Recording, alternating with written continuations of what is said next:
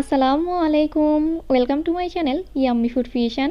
আমি আজকে আপনাদেরকে দারুণ মজার বাঙ্গির জুস তৈরি করে দেখাবো। এই বাঙ্গির জুস তৈরি করা যেমন সহজ, খেতেও কিন্তু অসম্ভব মজার। বাঙ্গি যদি আপনার অপছন্দের তালিকায় থাকে, আপনারা একবার হলেও এইভাবে বাঙ্গির জুস তৈরি করবেন। আমি আপনাদেরকে কথা দিচ্ছি, এই বাঙ্গির জুস আপনাদের কাছে অনেক ভালো লাগবে। চলুন দেখে নেওয়া যাক কীভাবে খুব সহজেই এই মজাদার বাঙ্গির জুস তৈরি করতে হয়। প্রথমেই একটা ব্লেন্ডারের জগে 3 কাপ বাঙ্গি নিয়ে নিচ্ছি। আমি এখানে বাঙ্গি ছোট ছোট টুকরো করে কেটে নিয়েছি। এর সাথে 1.5 কাপ নিয়ে নিচ্ছি বরফ ঠান্ডা পানি। 3 টেবিল চামচ দিয়ে দিচ্ছি গুঁড়া দুধ। প্রতি কাপ বাঙ্গির জন্য 1 টেবিল চামচ করে গুঁড়া দুধ ব্যবহার করবেন। 1/4 কাপ দিয়ে দিচ্ছি চিনি। 1 চা চামচ বিট লবণ দিয়ে দিচ্ছি। এখন এর মধ্যে 1/2 কাপ মিষ্টি দই দিয়ে দিচ্ছি। আপনারা চাইলে মিষ্টি দইয়ের পরিবর্তে ভ্যানিলা আইসক্রিমও ব্যবহার করতে পারেন। আর ভ্যানিলা আইসক্রিম ব্যবহার করলে এখানে বিট লবণ ব্যবহার করার কিন্তু কোনো দরকার নেই।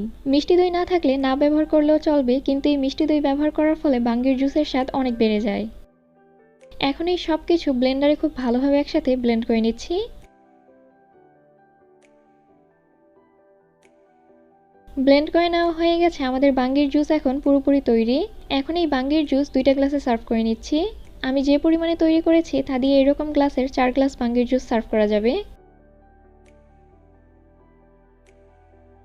এখন এইরকম একটা চামচের সাহায্যে গোল গোল করে বাঙ্গি কেটে নিচ্ছি।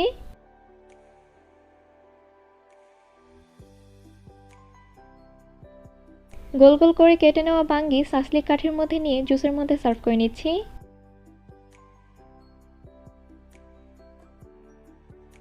এখন এই জুসের উপরে ছাতা দিয়ে দিচ্ছি।